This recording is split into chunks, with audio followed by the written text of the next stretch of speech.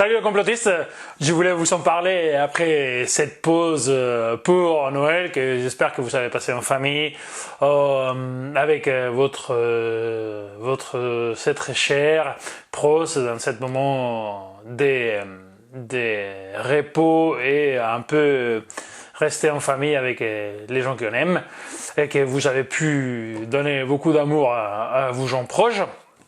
On reprend un tout petit peu cette chaîne de vidéos et ça tombe super avec les décisions prises par les gouvernements, l'opposition, la plupart de notre chers politiciens avec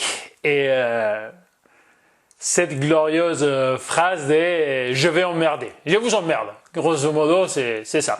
Bon, du coup, on peut faire différentes lectures sur la situation qu'on a actuellement, sur ce qui s'est passé. D'accord? Bon, je voulais faire une première lecture de cette phrase de j'emmerde, non? C'est vraiment un gros titulaire, mais qui cache beaucoup de couches, des choses différentes. Et que ça nous oblige à pas réfléchir sur vraiment qu'est-ce que ça signifie tout ce qu'il y a autour de cette prise de décision. Bon, du coup, si on réfléchit à cette phrase, notre cher chef, les Mozart des finances, comme on a été appelé par Rockefeller, mais Rothschild, qu'est-ce qu'il veut nous dire? Il veut nous dire, grosso modo, que lui, il sait mieux que nous qu'est-ce qu'on a besoin. D'accord? Lui, président, lui, économiste, lui, être humain, il sait mieux que nous parce qu'on est des enfants. On a besoin de lui pour savoir qu'est-ce qu'on veut. Du coup, ça veut dire que lui, il sait mieux que moi qu'est-ce que moi j'en ai besoin. Il sait mieux que vous, que chacun de vous, qu'est-ce que vous, individuellement, vous avez besoin. Et encore mieux, il sait mieux que vous qu'est-ce que vos enfants ils ont besoin. D'accord? Parce que l'effet pour moi c'est beaucoup plus grave de passer cette passe sanitaire à passe vaccinale oblige aux parents à faire la thérapie génique, d'accord? Parce qu'il faut arrêter de l'appeler arnaque, je ne sais pas comment l'appeler, bon bref. Il est fait devenir obligatoire, du coup ça fait que à partir des, je ne sais pas, le moment qu'eux ils déterminent, ça sera à la naissance, ça sera un vaccin obligatoire, n'importe quel autre. Chose qui malheureusement change par rapport aux des autres vaccins, lesquels sont vraiment des vaccins, parce que il faut savoir que l'FDA a approuvé cette thérapie génique en urgence. Ça veut dire qu'il y a deux procédures, une en urgence, ça veut dire qu'elle n'a pas passé chaque palier des recherches et des effets secondaires, etc. Et il y a la voie normale. La voie normale, c'est normalement, elle est prévue qu'elle soit acceptée jusqu'à 2024. Mais en attendant 2024, cette thérapie génique a été mise au marché dans une phase d'urgence. Du coup, bon, on réfléchit à ça et on s'est dit, oui, mais c'est parce que ils s'inquiètent pour notre santé. Bien, ok. S'ils s'inquiètent pour notre santé, qu'est-ce qu'il y a plus sûr qu'un test PCR? Un test PCR dit à l'immédiat, à ce moment-là, si on est contaminé ou pas. D'accord? C'est pas la thérapie génique qui va nous le dire. Non, non. C'est que la PCR. D'accord? PCR ou antigénique. D'accord? Les tests qu'on a. Même s'ils ne sont pas la panacée, c'est même si c'est pas les top du top, mais ça nous permet, dans un premier moment, bon, savoir. Ok.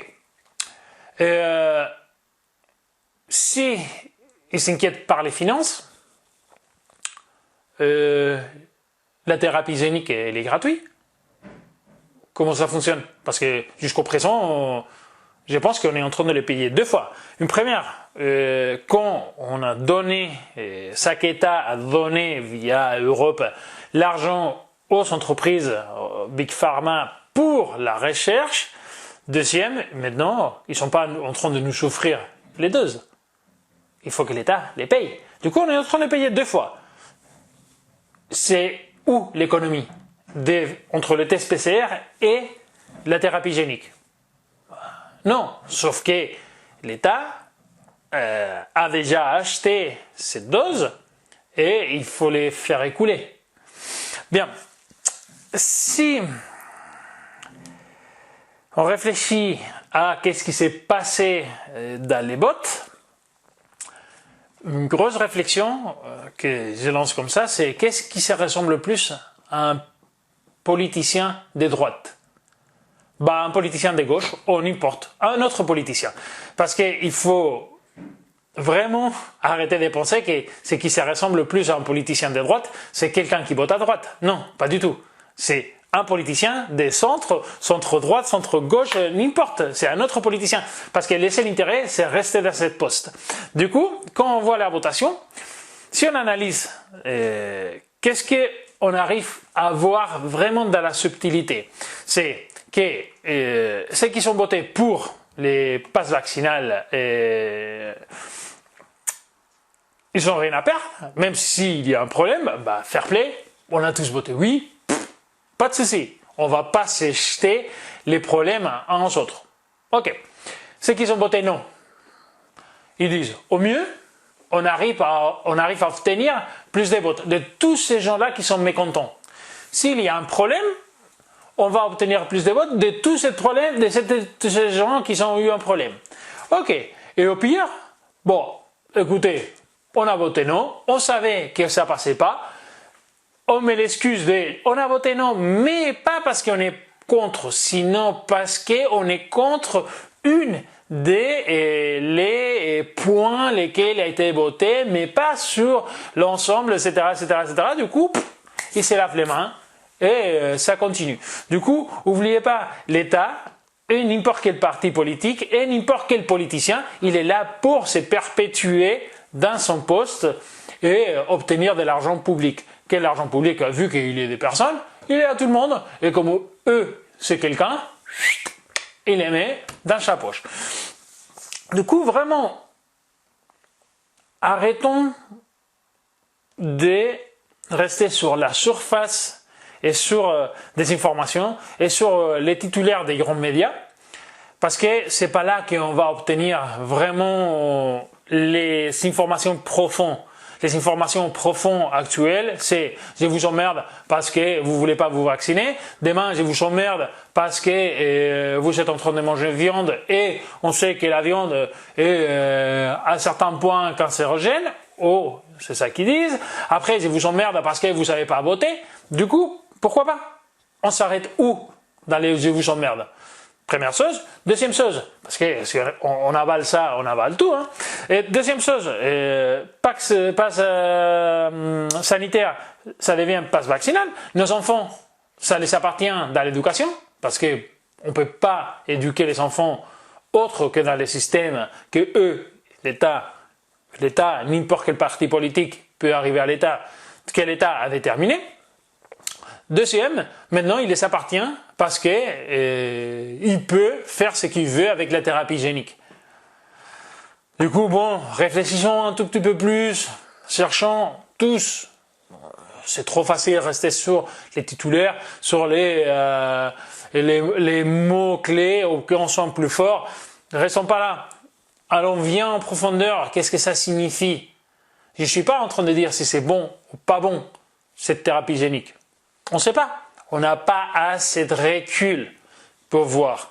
Mais ce qu'on sait, c'est que chaque étape, chaque pas que l'État, et quand je dis l'État, c'est n'importe quel parti politique, donne vers l'avant, c'est des libertés qu'on a perdues. Et c'est des libertés qu'on ne récupère jamais.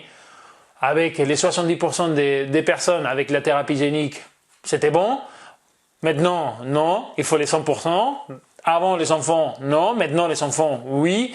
Avant 2 doses, maintenant 3, 4, 5. Pourquoi pas un par an? Pourquoi pas un tous les 3 mois? On s'arrête où? Pourquoi on n'est pas en train de savoir si chacun de nous, il est immunisé ou pas et on économise de l'argent de l'État? Parce que si on est immunisé, pourquoi continuer à faire des thérapies tous les mois, tous les 3 mois, tous les 6 mois, tous les ans? D'accord? Bon, merci la complotiste, à bientôt!